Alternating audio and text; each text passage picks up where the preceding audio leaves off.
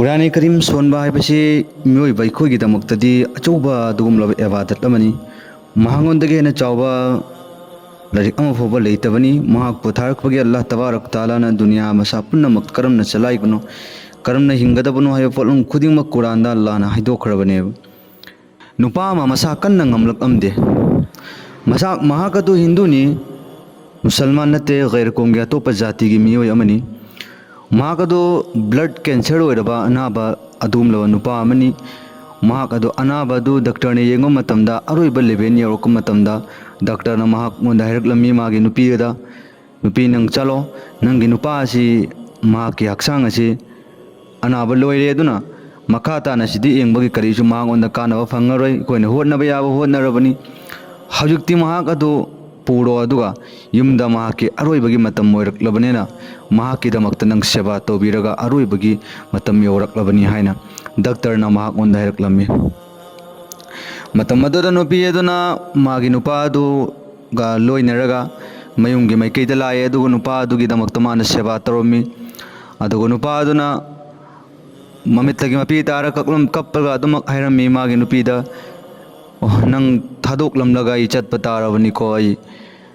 नंग अइंगोंदा नुंगाइतबा कया लैबा तारगासु नंग अइंगोंदा थादोकपियुको नुंगाइतबा थमगनु नंगिने हाइबदा कनासु लैतबनी अदुबो लैबक्ता सुम थो हाइना मपुना तमकिबना ओइरगा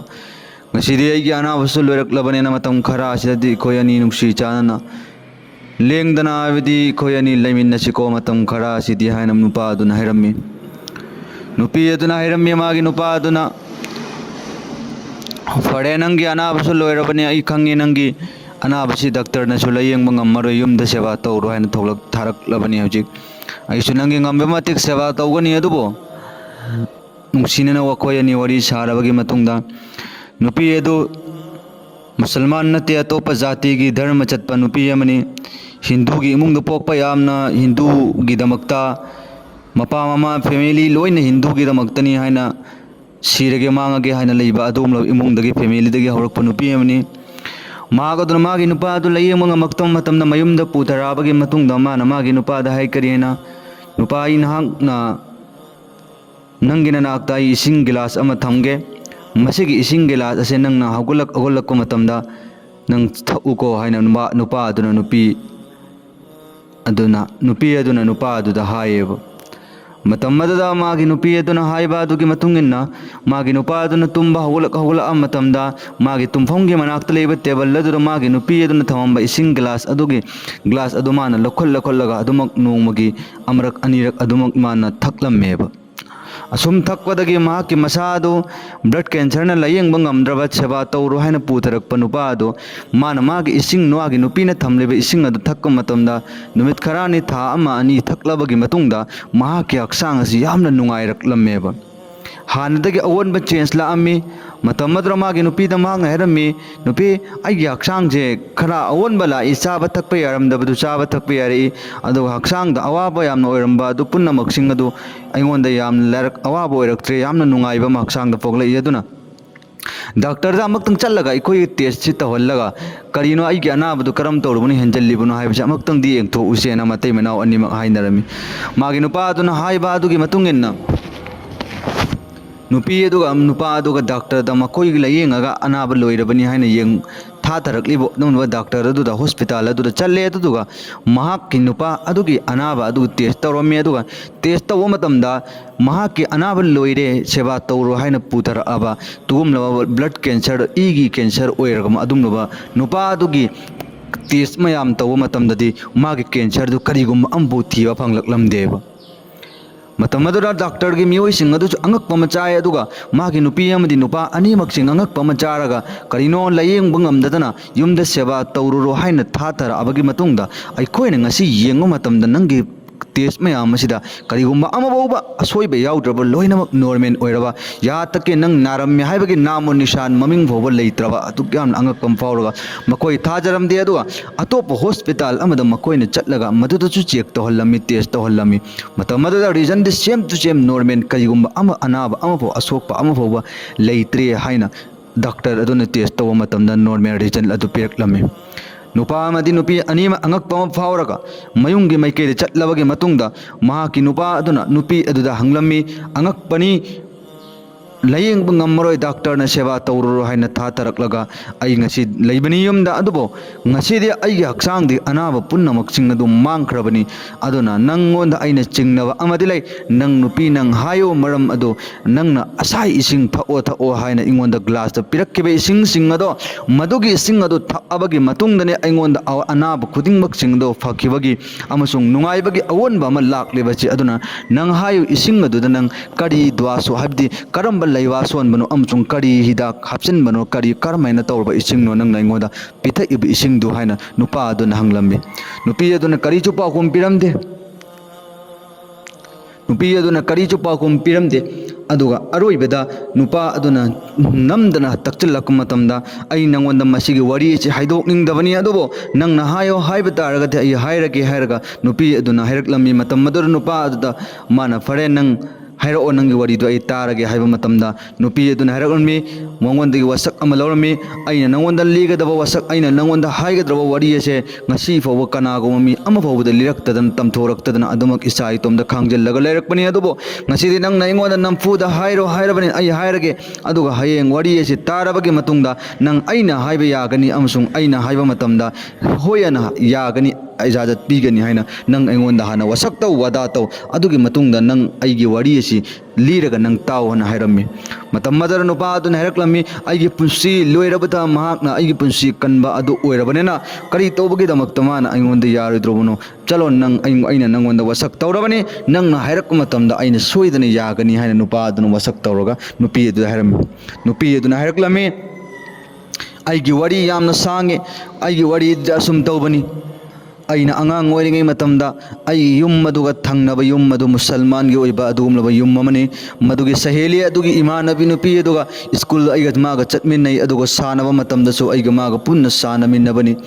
aduga maga aiga sanaba aina magi mayumda chatpa matamda magi adumlaba muslim nupi adugi mama adu quran sharif solaga matam chubada magi macha adu quran takpi amsung khungi miyoi sing khara punjallaga mama aduna quran takpi aunty aduna madam maduda aina sanaraga angang adumlaba oiringai matamda adumlaba iman nabi adugi manakta fammaga quran tamba adura aina adumak tai matam maduda aigi thamoida quran tamningbagi apama fawraklaga aunty aduda aina hairammi ma angang adugi iman nabi adugi mama aduda aunty ai quran tambiyo aiba quran takpiyo haina haiba matamda aunty aduna aibo nungsina luna tawbiraga adumlaba iman nabi na quran sonba adum tawdana aibo quran sharif alibata dagi hauraga quran sharif posengna sonba ngambagi chang adu fowa mana aibo takpire tambire aduga quran sharif se aina nazara tawraga chimpa puba yaba kya su puraga nazara da aina quran sharif bache mapung phana solakhibani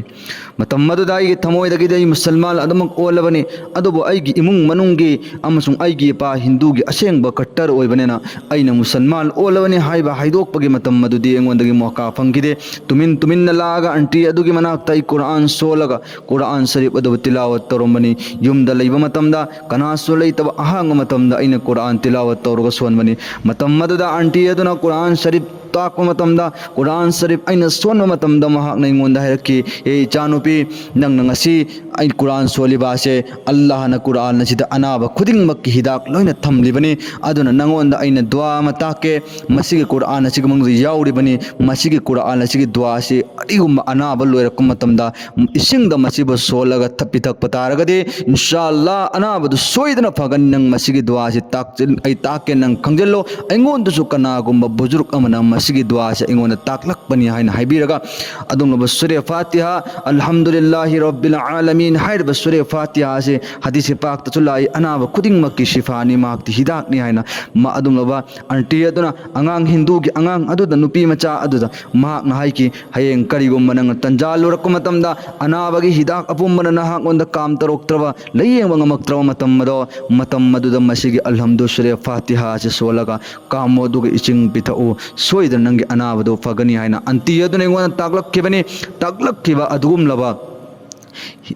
दुआदो अइना ngasidi nanggi anaba layengba loiraktaba matamda anaba asina karisu ngamlaroidaba matam maduda aina aroibo ina Allah da thajaraga Quran gi adungba ayat ado solaga ising aje solaga nahangona thakko haina pidakkibani adubo mapuda aina thajaba Quran da aina thajakiba umid ado thajaba ado Allah na manghan bidre ngasidi layengba ngamdraba anaba aduchu adugumlaba Quran gi ayat aduna nahakki anaba do fahan krabani haina magi nupa adu dairamni mahaki nupa ado angak ko macharommi angak pa macharaga imma nangna adugumlaba hindu gi imungda napa adusu atopa jati gi miyoi singba hindu oningai damakta hotnariba achauba pandit ama oiraga nangna asugumena tawromba haina hairammi matam maduna mahaki nupa aduna hanglami naha karam tawro Quran tilawat tawrubano aduga naha karam tawro Quran do khoi gi nakta purakpano haina hangma matamda nupi eduna hairakki aina adugumlaba anti edugi manak chala Quran tilawat tawromani adubu ai chawba sari farakpana chung firan charakpana maram oiraga aigi ipana aibo nahak ngonda shadi gi matam yaure no hongbo gi matam yaure haina paw hairak matamda aina musalman oningba adu so adumuk yakide aduga aina Quran Sharif soningai damakta anti adugi manaka chatpa adu su chatpa phangre aduga yumda adumuk leibagi ijazat pire matam maduda aroi boina aina anti adugi manaka chatle aduga hai karehna ima anti ai adugum laban no hongbo gi matam madu yaurabani aduna ai Quran Sharif ache yumda pujallaga chanbasu yadaba kanu hongo matamda aina Quran Sharif ache aigi nupa adugi yumda puningi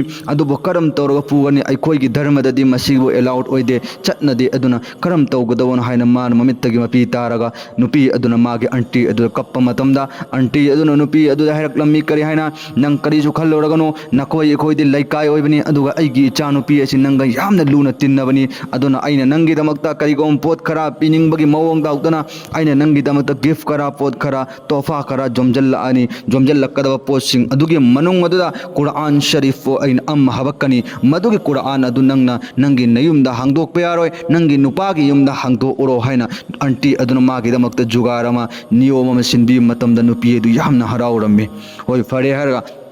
adumlaba anti aduna mahaki dumlaba machanupi gumlabi hindu gi magi imung adur chatle magi machanupi adugo loinaraga mayam sing adun su welcome phajana tawrammi mahaki machanupi ga yamna luna tinnaba anti aduni hairamaga magi no hongun mit chatle aduga mana purakba gift sing adur jora phaja fi dress lang mayam am habaga mana puri aduga asai magi nupi aduda hindu nupi adugumlaba drum mahakna pire aduga mayam mamang sing aduga mamang da box adu kaida ningai damaktani haina hindu adugumlaba anti Muslim nupi aduna hai ki karina ya icha nupi nakoi mayam aini ngasi mahaki damakta piriba gift ase mafam masida hangdokanu magi nupa adugi manakta yauraba matamda magi nupa aduga makoi anikak laiminaba matamda gift ase hangdok allo box ase hangdo aduga makoi anikak enganji makoi anikak uningai adoi taradi magi nupa na sum makok mahak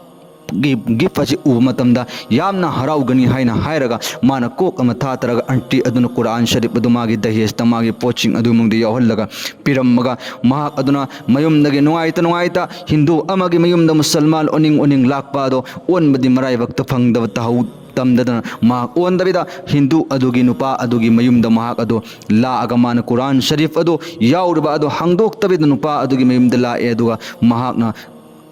nupa adugi mayumda puraklammi nupa aduna hanglammi aduga nahakna Quran Sharif na karam matamda soliba haina hangwa matamda nupa aduna hairakki kari hain nupa aduna hangwada nupi aduna hairakki nahang office chatkiba daftar chatkiba matam gi ahang ban matam maduda ai hakna Quran Sharif ache bo lokto aga tumin na solaba matungda nahak lak matam yaw matamda nangna ubada thibada phangweda mafam amada aina Quran ase bo lochallaga thamkhibani haina haibiji matam madu nupa aduna angak komcharaga hanglam nahakna sugumena tauba nangi nayumgi miyoi sing aduna taba taragadi nahak kari on thamkini mi on thamkidra nangbo hingna thamkidra harmi matam madur no pai aduna haiki nangi thawai adu loiraba matamda Allah gi larik achena nahak thawai adu kanbibani nahakna ingonda wasak tawkibani nangna ingonda wada tawkibani aina haibi yagani haina aina ngasi liribo wari sinang kanada so haidok pag yaroi aduga hawjukte aidi musalman loina aduma olaga leirabani upai leitabagi nahaki nupi oibani aduna nahak aina haibi यागनी हाइना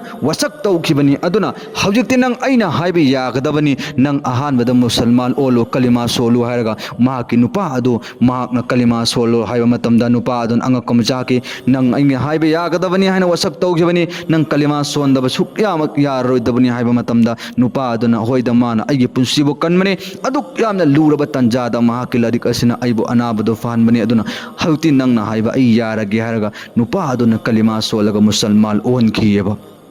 अदुना नुंगसिरबा आइगे Islamic भाई खुदिंगमक्सिंग अदुना महाक इकोई खुदिंगमक्सु मतम चुप्पदा कुरान शरीफ तिलावत तौसी अनाब खुदिंगमक्की हिदा कुरान दा अल्लाह न ताबनी अदुना इकोईगे रक्तंगसी कुरान लापथोक्किबना मरम मोरगा युमदा शांति फंगदबनी इकोईगे रक्तंगसी कुरान तिलावत तौदबना मरम मोरगा थमोय शांति फंगदबनी नोंगमगे अल्लाह गे मतिक मगुन लेरबा लरिक पो इकोईगे इनाक्तगे लापथोक हल्ली इंसान मियोइबा इकोइना दुनिया गे ओइबा लरिक कया कया दि नोंगमदा सोलगा मदुब तिलावत तौबा सोनबा ngамmi लेकिन कुरान शरीफ मतिक मगुल लेरबा लरिक अल्लाह गे मसादगे थोगलकपा वही असि इकोइना ngasi बयान तौबा अमसुंग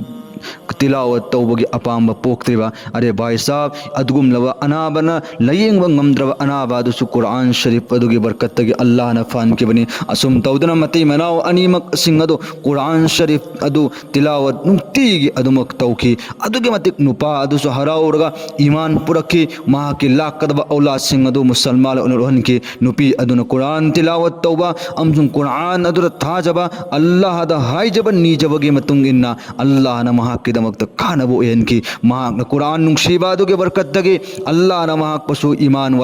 वाली नुपी ओहेनबिरे अदुगा महाकी क्वाइदगी लूरब चीरब चंदादसु महाकी अनाबादसु कुरान न फाहनखिबनी अदुगा महाकी नुपादसु अल्लाह न महाक चप मानब कलिमा बहाय ओना सेंबीरगा मखोय अनिमक ईमान वाला ओहेनखिबने अदुना आइगी नुंगसीरबा इचे चलसिंग युमदा लैबिरबा नुपा नुपी खुदिंगमक्सिंग नोंगमदा कुरान शरीफ अमक अमक्तंग ओइरबसु तिलावत तौरगा महाकी नुंगसीबा थमोइदा हापचनजे इंशाअल्लाह बयान तबीरबा पुंग खुदिंगमक्ना चैनल असी सब्सक्राइब तबीरगा थंबियो अदुगा वही असी मिपुंग खुदिंगमक्की मनाक्ति होल्लगा मी खुदिंगमक्ता ओ बयान असी तहल्लगा इकोइदा फरा ओइना तंबीसी इंशाअल्लाह अल्लाह ताला ना इकोइना कोई पुन्नमा कुरान शरीफ ओ मोहम्मदम चाना चाना तिलावत तौबा गी अल्लाह ना पंगल थौना पिनबिबो इसनु व आखिर दावान अल्हम्दुलिल्लाहि रब्बिल आलमीन।